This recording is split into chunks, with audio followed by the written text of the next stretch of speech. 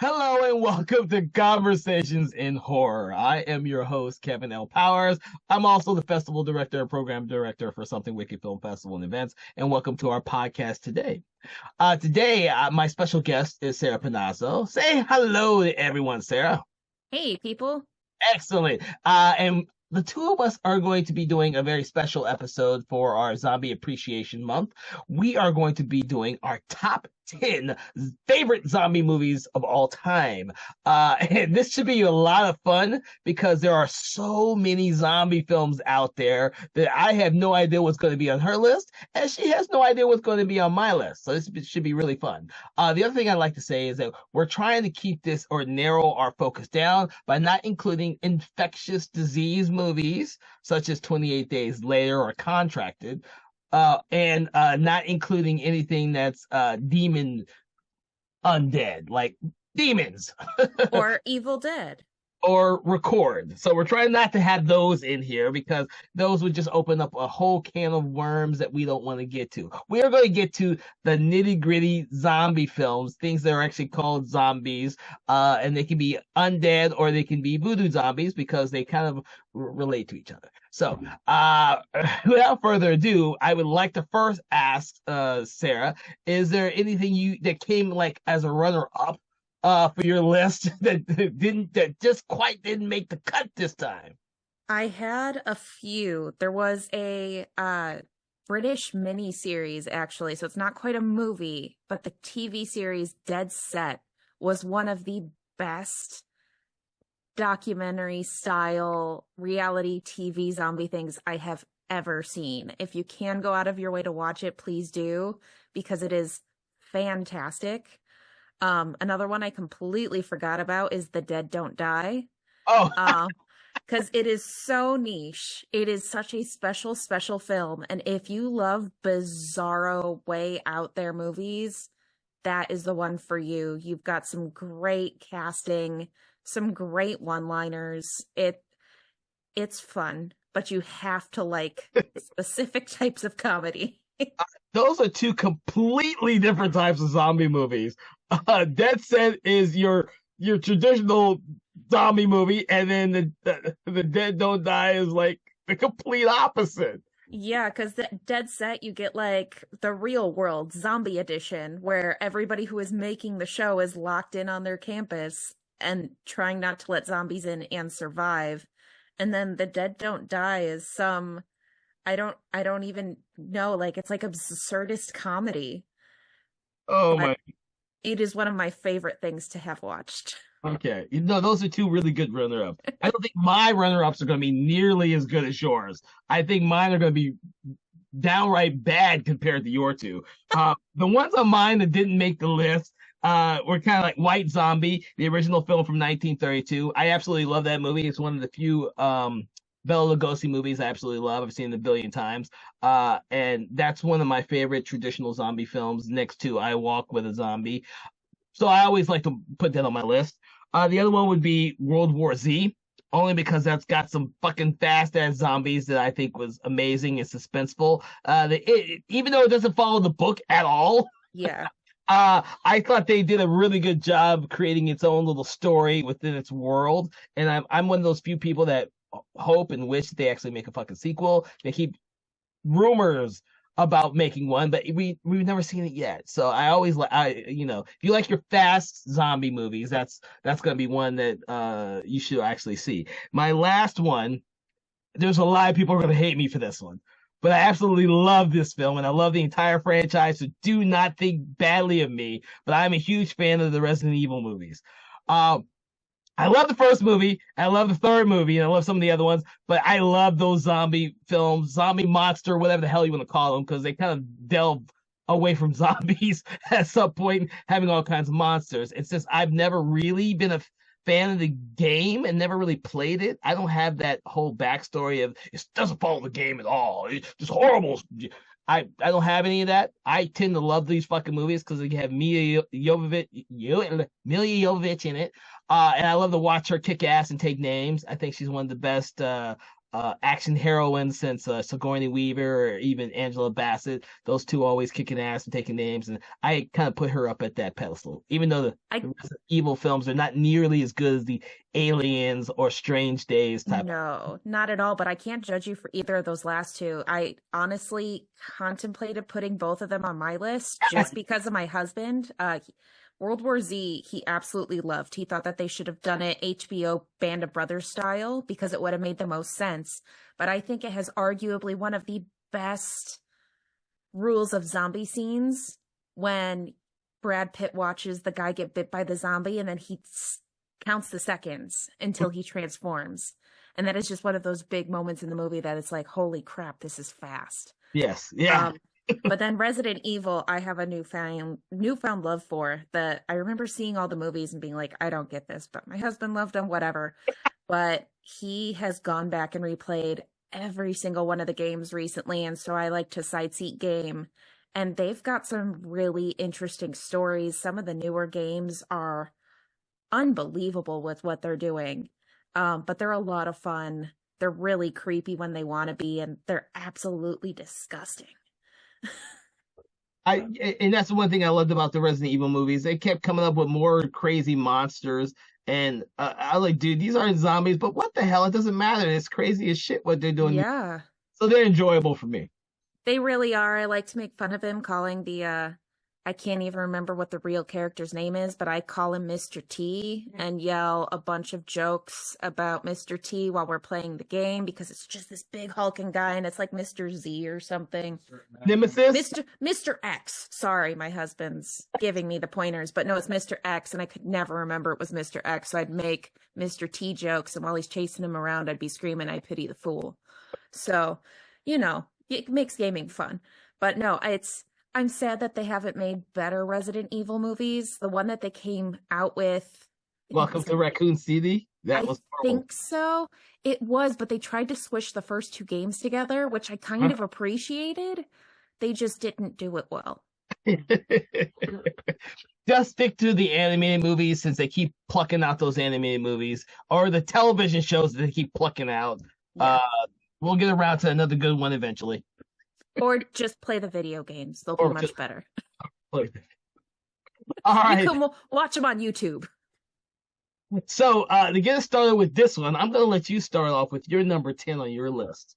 So my number 10, I was very conflicted about, just because it falls under another category entirely. And so I went with Reanimator.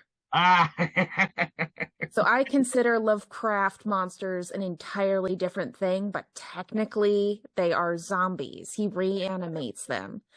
So I just watched that for the first time this year. I thought it was a lot of fun. I love when people make Lovecraft movies really well, because it's tough to do. Like, you don't always succeed.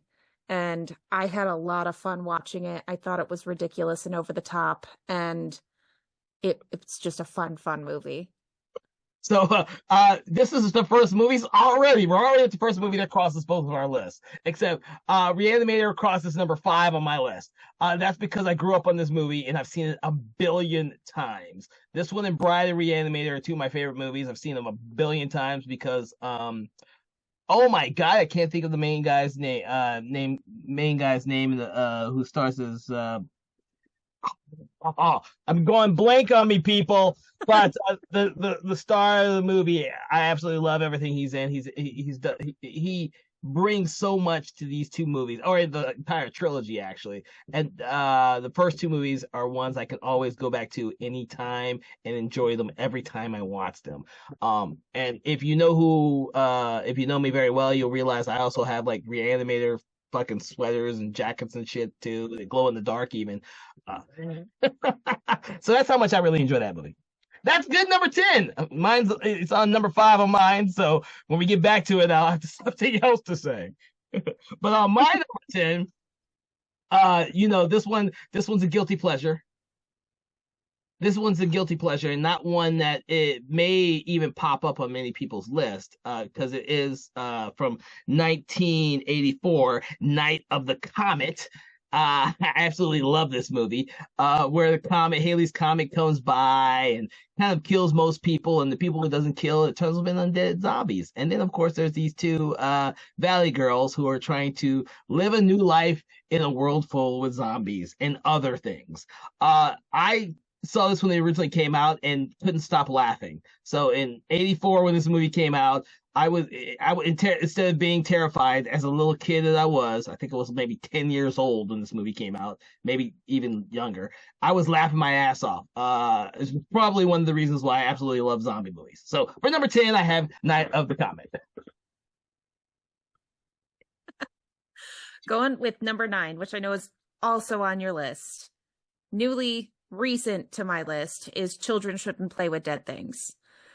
I think it is so much fun. It is so campy. It's one of the earliest zombie movies that I think were kind of around, but like it's, oh my gosh. It's just a barrel full of laughs. It's a little slow, but you're waiting for these characters to get killed by zombies or whatever else might happen to them, because some of them are just awful, but the comedy is there. The zombie aspect, that like the makeup and effects are so well done. And the writing is just hysterical. So that one was on my most underappreciated zombie or most underappreciated zombie films. I didn't put it on my list this time because I put it on that list. But I'm glad that that movie has changed your life. It has. I will definitely be going back and rewatching it. So what's funny is that my number 9 is one that's actually on your most underappreciated films, which is The Girl with All the Gifts. It's funny how our films cross over. I thought that movie was absolutely freaking brilliant, and I hadn't seen anything like that, and it revolutionized the zombie genre for me, because I had seen so many films that were so much alike in the last 10, 15 years. And this film, which I thank God someone recommended it to me, I was like, holy shit. This was amazing writing, amazing acting, amazingly executed, and I'm like, holy, and it has Glenn Close in it. What more do you need? Right. She was like the one piece of casting I was not expecting in that movie. I mean, I think it works really well that I believe the writer of the novel also wrote the screenplay or co-wrote the screenplay, but I would have loved to see so much more from that entire group of people because it was so beautifully done. Yep. Yeah, that's why it's on my list. All right. What's next on yours? So number 8 for me is another children's movie. It's called Little Monsters. Not the one from like the 70s, 80s about the monster under your bed, but it is, I think it was like 2019 on Hulu released with Lupita Nyong'o. And she is a kindergarten teacher who takes her kids on a field trip to a petting zoo. And she's got a couple of parents there. There's a kids TV host who like sings and dances who decides to go there, and it's played by Josh Gad. But then somehow, some way, there is a military base down the way that accidentally releases a bunch of zombies. It is very self-aware. They make jokes about, well, are they fast zombies or slow zombies? They're like, well, they're slow. And they're like, well, thank God, but at least we can like save them that way. But the humor that comes from it with like telling the kids like, oh no, they've all got the flu. We don't want to go near them. You remember how to play tag? Let's play tag with these. You don't want to be touched by them. And just the way that they make themselves escape from zombies with a bunch of children because it's not hard enough as it is. Yeah, I have to put this one on my list. I've not seen it yet, and I really did want to see it when it came out, and I just kind of forgot about it. So that one is definitely going to be on my list to watch. Where are we at? Number 8? Yeah, you're number 8. Number eight for me is Dead Snow. That is by far one of the craziest zombie films I've ever seen, and thankfully, it is a foreign film because I don't think that an American director would have the balls to do this movie about Nazis wanting their gold back and everything going to shit with for a bunch of friends who just want to what do you call it, the snowmobile thing, they just want to have fun. I thought this was a lot crazier than I thought it was going to be. When you see the trailer, like, oh, it's gonna be a little crazy. It's gonna have to be gory. Okay, Nazis, zombies, it's been done. Oh my God, this movie was so crazy. And if I could put a double feature with Dead Snow 2, I would put a double feature with that because that one goes even balls to the walls crazier. These two movies together are nuts, yet they're so entertaining and engaging. Like you can't stop watching how crazy these two movies are. So on my list, Dead Snow. I hope you all, if you've never seen it before, you check it out. Well, and like leading from that, like just all of the like Call of Duty zombie games that you had to play that came out of that, and then we got what was it? Um Overlord. Oh, You get kind of from that too. I mean, it's a genius concept. I mean, if you can't kill real zombies, you might as well kill the next best thing, which are Nazi zombies. oh my God, Overlord! I forgot. Yeah, that's another great one. That was so great. And I couldn't consider that one zombie either because it's like a serum they inject into human beings. So, but I was like, that's another just great, great, gross movie. Yes, that's one I'll have to add to our list to watch eventually. All right. So for you, what's your number seven? I think we're at number seven now. Yes, my number seven, I hated myself for putting this on the list because it is like one of the most well-known zombie movies ever. And I thought it was hilarious at the time, but then they came out with the sequel and it just kind of exploded and I kind of got over it. But Zombieland, when it first came out, was so original and it was so much fun. I mean, you get the rules of zombies, which is really fun. You get the whole scene of the minivan being chased by children in princess costumes, and it's so interesting seeing a group of people trying to come together and equally screw each other over at the same time. And the Bill Murray cameo is just like, come on, how can you not like seeing Bill Murray like that? I'm going to save my commentary for Zombieland for a future episode. Uh, I can only preface this. I did not care for Zombieland.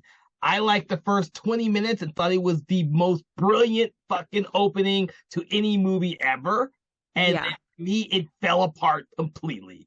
But I'll save that for another episode. I will say that the opening 20 minutes of that film is absolutely brilliant. It's so brilliant. And that's why I was saying, like, at the time it came out, I thought it was really fantastic. But, like, over time now, it's slowly degraded in my mind. But I still think it's, like, one of the best zombie movies. Because, I mean, like, you get the whole ending at the fair where you've got the giant killer clowns with the shoes and the hammer. And you're like, okay, I've seen people have watched Twisted Metal or played Twisted Metal way too much. And now we've got this. And some of it's so creative with what they do. I had to. And you know what? I can guarantee you there are a lot of people out there who really, really, really, really love Zombieland. I do say that that is a brilliantly casted film. I think everyone did a great job. Absolutely. I will save my reservations for the last 2/3 of that movie for another podcast. But that is a good way to do a zombie comedy because, like I said, the first 20 minutes are absolutely brilliant. But for my number seven, I know there's gonna be a lot of people out there who probably love this movie, and this is one I've seen a lot of times, so I always put this one on my list. It's Shaun of the Dead. I thought that is probably by far one of the greatest zombie comedies ever made. I think it's flawless. I think they did a brilliant job with it. I think everything about that movie is just absolutely beautiful to watch and laugh at and enjoy, whether you're by yourself or when you're with your friends. That's a friends movie. It's always great to watch that movie with a group of your friends. So I have to save my comments for that movie for a little later into this list, Kevin. okay. I was not expecting you to have it so low in your list. I still got a lot of movies though to get to. So yeah.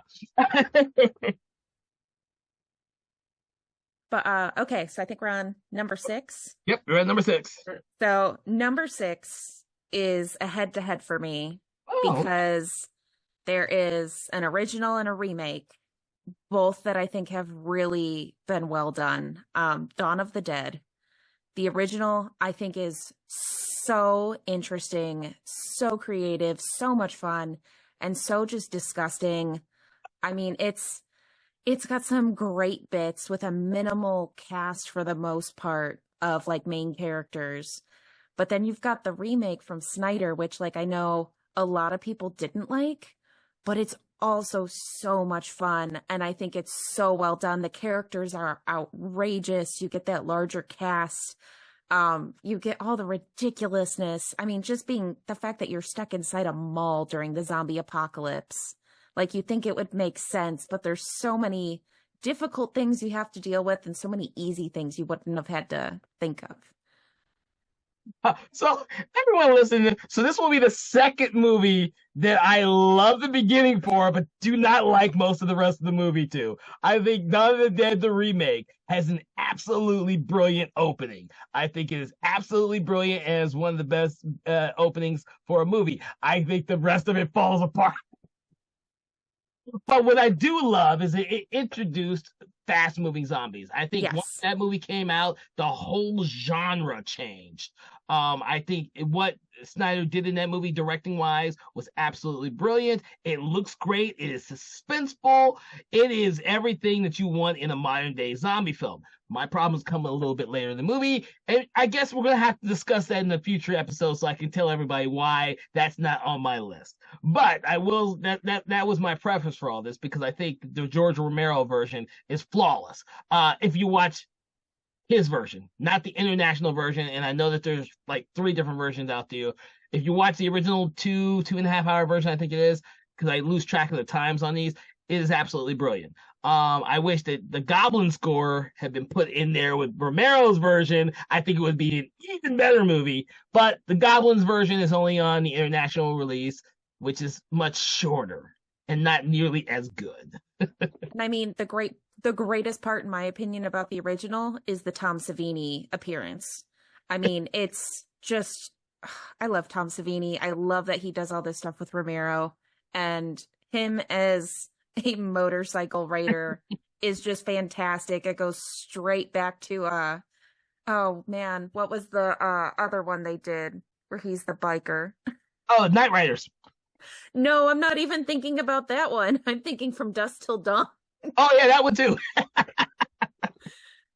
But I love Tom Savini and all of his greatness, and the zombie stuff in this is just so unbelievably well done. I mean, I know I've seen like all the Savini stuff I possibly can, and he really is an artist when it comes to the special effects stuff he does. He is. He's an artist, and I got to meet him one year at Dawn of the Dead here in Atlanta, and uh Days of the Dead. I said Dawn of the Dead. That's the movie. Days of the Dead convention. I met him at, and he was an absolutely joy to be around. So I think the guy's great, and I love what he did and what he does. He's a great artist. So. Which one are we on? Oh, we're on my number six. Oh, I was about to skip. We're on my number six. Now, this one, this one, I don't know if this is a guilty pleasure or not. But I know that it does not really follow the source material nearly as well as the crappy remake. But Cemetery Man is one of my favorite films. And Rupert Everett is freaking brilliant in this movie, and I think that I wish that he would have done more films like this. But Cemetery Man is like a brilliant version of Dylan Dog, but it doesn't really follow the Dylan Dog comic book. If you've seen the really bad remake, Dylan Dog Day of Night or something, whatever it is called, with Brandon Ruth, that follows the comic book more, but it's not nearly as good at all. Cemetery Man, though, that is an absolutely brilliant movie. The ideal behind two guys just babysitting a cemetery and making sure that the dead stay dead in their graves is absolutely a fantastic concept. Uh, I know there's a lot of people out there who may have never seen or even heard of this movie. So I'm hoping that we can shed a little bit more light on this movie for a lot of people out there who may have only known the character Dylan Dog from the Brandon Ruth movie. Yeah, that's the only one I knew. So I'm glad to know that there's like a better version of it now. Oh yeah, if you've never seen Cemetery Man, you should definitely put that on your list. Number five. So number five is another one that I had trouble putting on the list because it's not outright a zombie movie, but the choices made in this movie lead it to be a zombie movie, and that is because it is Cabin in the Woods, which Oh, is all time one of my favorite horror movies, and I hate that more people didn't understand it hmm. and hated that it played to stereotypes. And I was like, that's the whole point. It's making fun of this, but because of the decisions made in the basement, we were robbed of the merman and the man eating ballerina and all the other creative options they came up with, and we got stuck with the zombie family who was cursed. But I think it is, I could do an entire episode on this movie. It is one of my favorites. I love what Joss Whedon put into that film. The casting was great. The monsters are great. The fact that you've got two completely different stories going on at the same time is brilliant. And the fact that the myth making they created is completely false and they feed it into their own demise. It's just so brilliantly done. I love this movie. I will agree with you. I almost put this one on my list as well, but because I kept thinking that the zombie aspects were only a part of the overall film, I kept, should I? Should I? And then I decided ultimately not to. I think Cabin in the Woods is one of the few modern films that actually is also a flawless one too, because I think it played with stereotypes. It was a modern day feeling or feel with the whole genre, and it took it and twisted it like Josh Whedon would normally twist everything he does. I think he's a brilliant writer and conceptualist, and it it changes what was it? Not your anticipation. It changes your aspects of what you're watching. You're thinking you're watching this typical kind of zombie film, and it turns the whole genre on its head. I agree with you. I wish more people had appreciated it when it came out. But it's one of those films where I think the marketing sucked on it. I think though one of the reasons why I saw it is because it was Josh Whedon's name was attached to it. Absolutely. And I mean it's kind of like with Bodies, Bodies, Bodies, where it's too smart for the average film goer. Like a lot of people will just go in, they're like, I'm going to see a horror movie. They don't want to think, they want to see people get murdered. And so they fall into the whole thing of, well, this is just playing into the same stereotypes. It's nothing new. Whereas the people who actually like fully pay attention to every aspect of it and go back and rethink and rewatch because it's not just a gore fest for them. They want that deep introspection.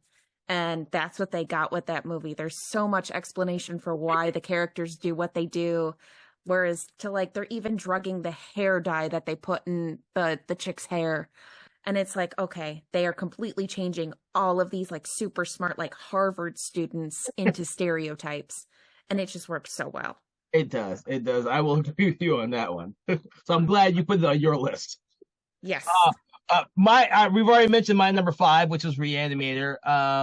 I can't say more about this movie. I just want more people to watch it, and it's a cult movie now. So Stuart Gordon created one of his biggest cult movies with Reanimator, and of course, it's gone on to become a very infamous cult movie. And there's nothing more for me to say about that movie. It's brilliant. If you haven't seen it, go out and watch it.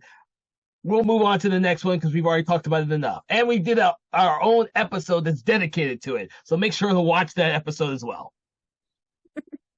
Okay, so number four for me is a little more recent. It is One Cut of the Dead, where you get three great movies in the realm of one movie. You start off with a zombie documentary being made where they're going to like a haunted place, and all of a sudden zombies attack while they're making a zombie movie.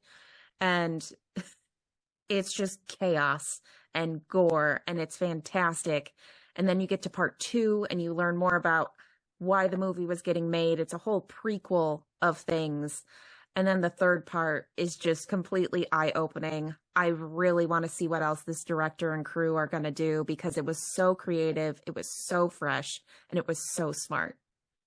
Yeah, I'm glad you mentioned that because I know that was on your list of most underappreciated as well. But I think that that's one of the few modern day zombie films that actually not only turns the zombie film on its head, but also the found footage slash realistic type Oh, documentary. absolutely. I mean, there's some stuff in this movie with the cinematography that you would think you should not be seeing in a found footage style movie, and yet they accomplish it flawlessly. A lot of people get killed, and there's blood everywhere, and it just seems to be coming out of everywhere. Yeah. And the budget for it was so small, but they've made so much money. I think it was over 30 million on a budget of like 50,000 or something like that, but almost entirely spread by word of mouth. Yeah. It Oh, is, it's a great movie. It is a lot of fun. I believe you'll have to deal with subtitles if you're against those types of movies, but it is a fantastic film to watch. yes, and you can see it on Shudder. I know that's where I saw it. I saw it Yes. on Shudder. No one had told me about this movie at all. I just happened to see it on Shudder, and I like bored one day, click, and I was like, "Holy shit, this movie's great!" Yeah, it is definitely one of those that you have to go back and you have to show your friends because it is such a joy. So speaking of foreign films, my next film is a foreign film as well. At number 4 for me is Train to Busan, which I think is absolutely another great movie. I try and introduce, if I'm going to introduce a film to a foreign film, usually right now I've been telling everyone to watch Train to Busan. I'm also somewhat a fan of Peninsula. It's kind of spin-off slash sequel. But Train to Busan, I think, is brilliant in terms of its storytelling and its execution with a zombie film, and the father, who's not exactly the best father figure. But through this whole elaborate movie of circumstances, he becomes to be a really good father, and makes sacrifices that a normal person wouldn't have to make if there wasn't a zombie apocalypse going on. So, Train to Busan is actually my number two on this list. I adore this movie. It is so emotional and it is so heartbreaking. You see so many different relationships that don't have anything to do with each other until they get on this train. You see relationships change and grow and weaken, and it is a beautifully done movie. Like by the end of it, every time I am just sobbing. And I cannot listen to the song that the little girl sings ever and not just openly weep. Yeah, you wouldn't expect that from a zombie film at You all. really wouldn't. It's such a beautifully done movie. It's like The Girl with All the Gifts. It's an emotionally driven movie that you didn't expect with a zombie background. Yep. I agree. So if you haven't seen Train to Busan, you make sure to check it out.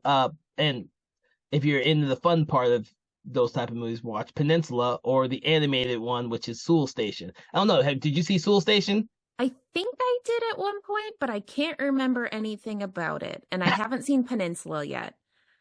That's I hard. know. It's been on my list for a while, but it's an ever-growing list, unfortunately. I know our lists are always ever growing. All right.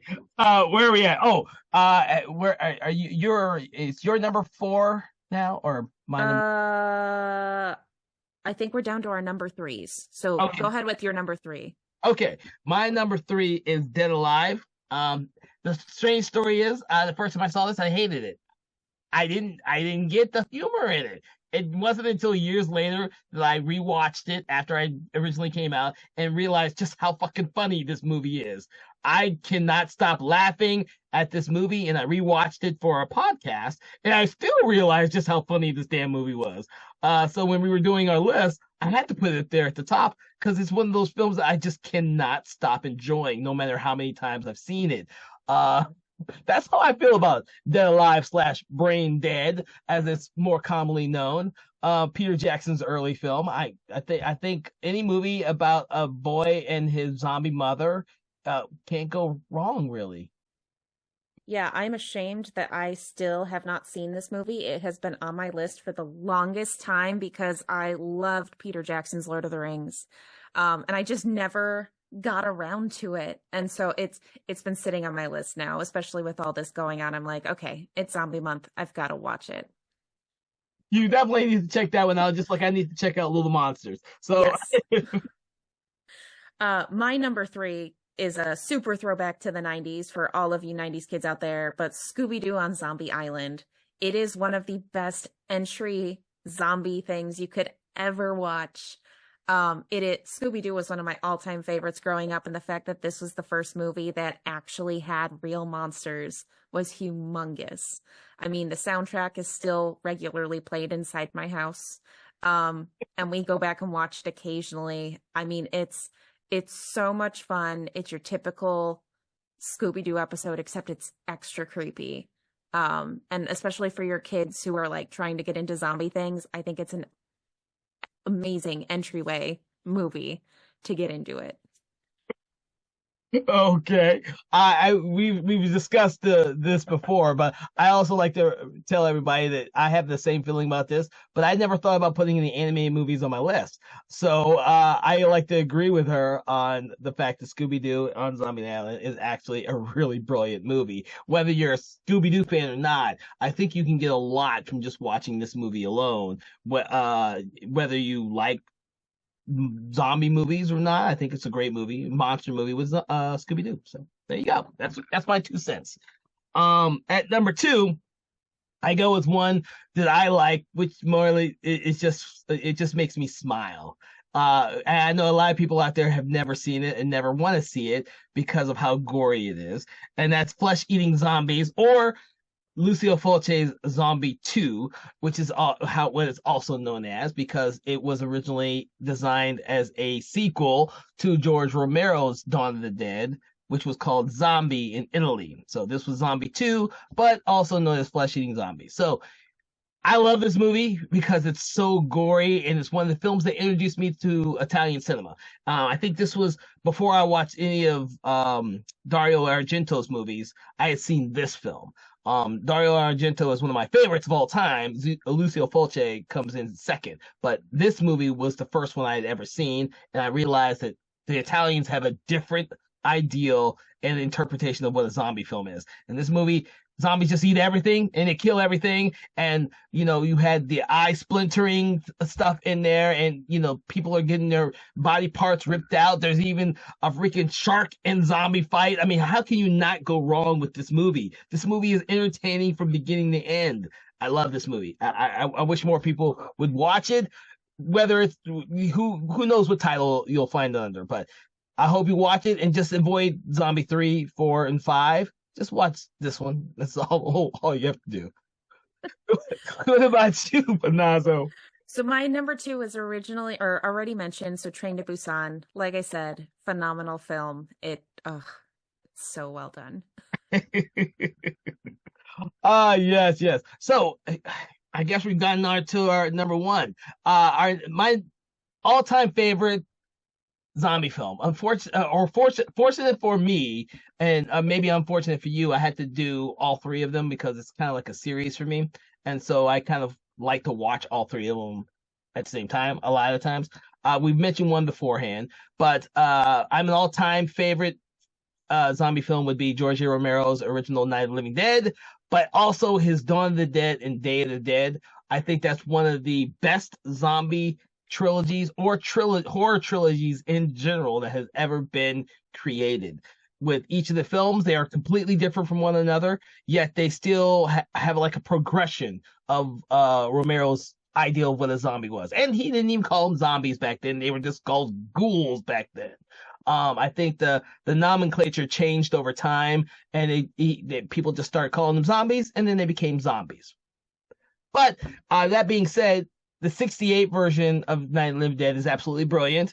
I know there's a lot of people who may have never seen it because it's in black and white. Shame on you people out there. It's in black and white, but it's still a great movie. Do you say that with Casablanca? Casablanca's a brilliant movie. It's in black and white too. Go out there and watch Night of the Living Dead.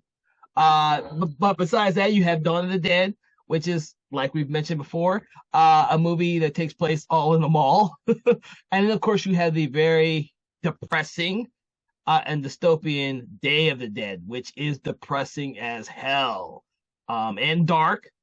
And when I first saw it, I hated it. When I saw that movie, I was too busy thinking that Return of the Living Dead was how zombie movies need to be. They were talking, they were dancing, they were doing all kinds of crazy stuff. Day of the Dead was depressing. I remember when it came out, it was depressing. I thought, oh, it's a crappy movie. Over the years, that one has become one of my favorites of the entire trilogy. I understood it more as I get older, so I think you will too. If you haven't given it a second chance, give Day of the Dead a second chance. It's absolutely brilliant. I mean, it's hard to have a top zombie list without listing any of the Romero movies.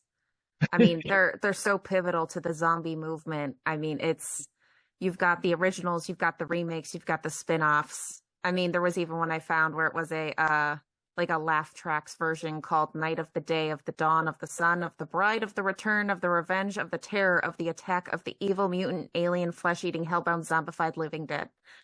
Are you shitting me? Oh my God. I'm not kidding. And basically it's like they just put on Night of the Living Dead and just do laugh tracks with it. And it became an entire comedic thing where they would just redo the movies with a new script. But I mean, you've got so much stuff that has spun off of this. So many things. I mean, he's basically the godfather of zombie movies. And he didn't mean to be. That's the crazy thing. I know, but it was so well done. They're not my favorite because I don't like the dark and gruesome zombies. It's really depressing. They are. Because, yeah, like if you've noticed with both of our lists, there's a lot of comedy on them. But yeah, you can't not like Romero. And that's the thing is I've come across a lot of people who just didn't like them because, like you said, they're depressing. They're freaking dark. They are dark. Yeah. People, and I think this is younger audiences, the newer generations. I grew up around the time that Day of the Dead came out.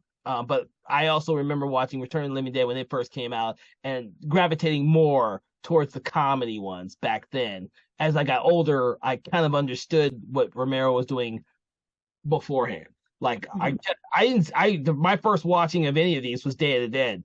I saw that when it came out with Return of the Living Dead. And then as I got older, I realized Night of the Living Dead, Dawn of the Dead, all the other ones.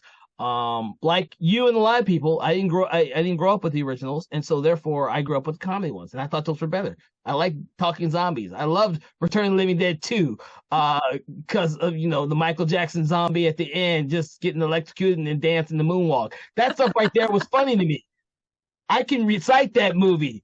Like really, of all the zombie movies growing up, I could recite Return of the Living Dead 2. Okay. But as you get older, your taste change, you understand movies more. And I did some critique and analysis of these movies, and that's how I ended up loving these movies more than some of the other ones. Like I still have Zombie 2 on there. There's no redeeming qualities of Zombie 2. That's just a gore fest. Just watch zombies kill everybody. I love that movie. And that's one of the great things about zombie movies is you can get stuff all over the place. They can be dramatic, they can be romance, they can be comedy. I mean, they're all over the place. They're all over the place. So let's go to your number one. My number one, you had mentioned earlier, is Shaun. I absolutely love Edgar Wright, and I love what he does. Hot Fuzz is one of my all-time favorite movies. It is one of the best genre mashups I have ever seen to this day, and we regularly watch it in my house. But Shaun of the Dead is so lovingly done.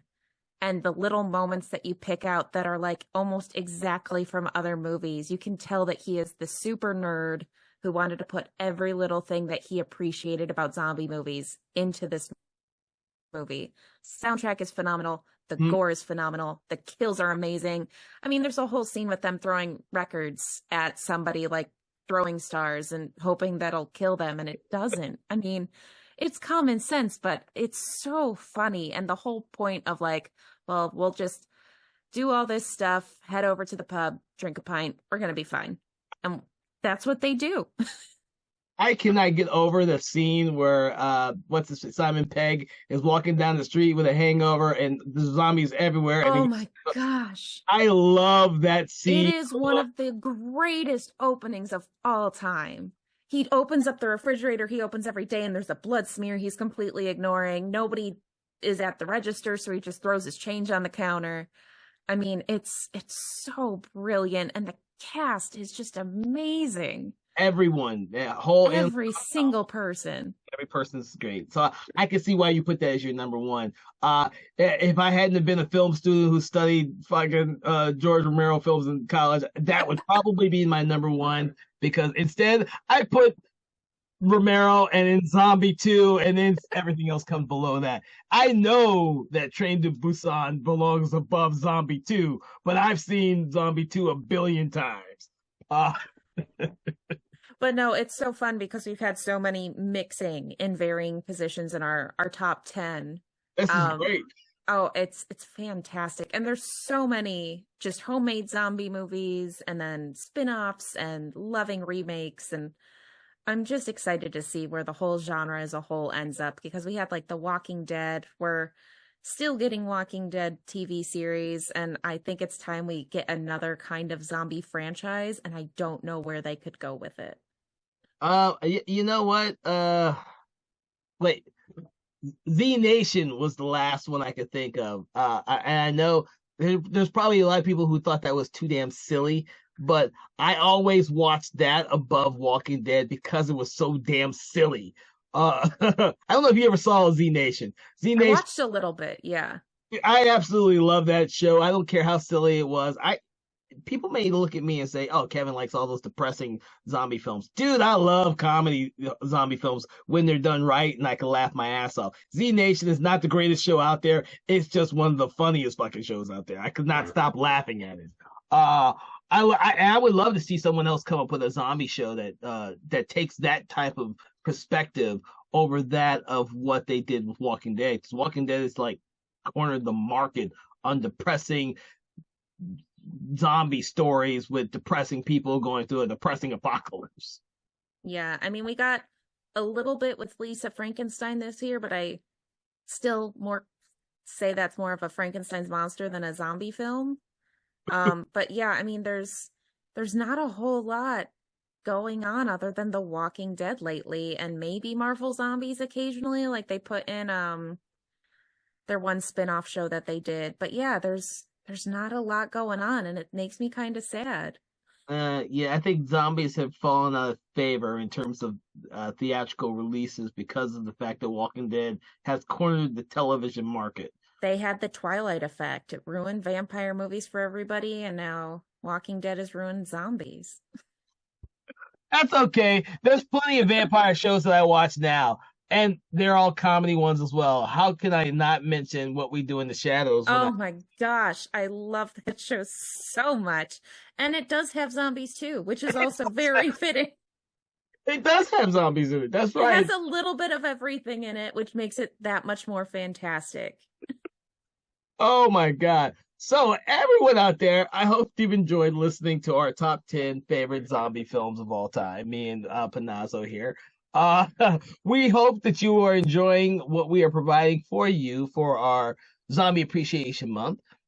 Please check out some of our other episodes this month. Also, make sure to check out and subscribe to our page on YouTube and all fine podcast providers out there, especially Spotify. So without that, we're going to get going because we have more zombie movies to watch and catch up on. While the rest of you, I hope, will do the same.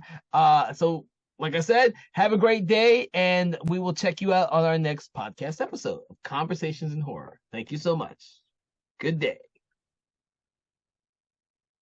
Conversations in Horror is a Broken Lighthouse Pictures production, produced by Kevin L. Powers, executive produced by Kelly A. Inoka, and originally filmed via Zoom technology. Conversations in Horror is hosted by Kevin L. Powers and co-hosted by various horror film lovers and filmmakers. To learn more about Mr. Powers, please make sure to check out his Patreon page and other social media platforms. Conversations in Horror is copyright 2024 Broken Lighthouse Pictures production.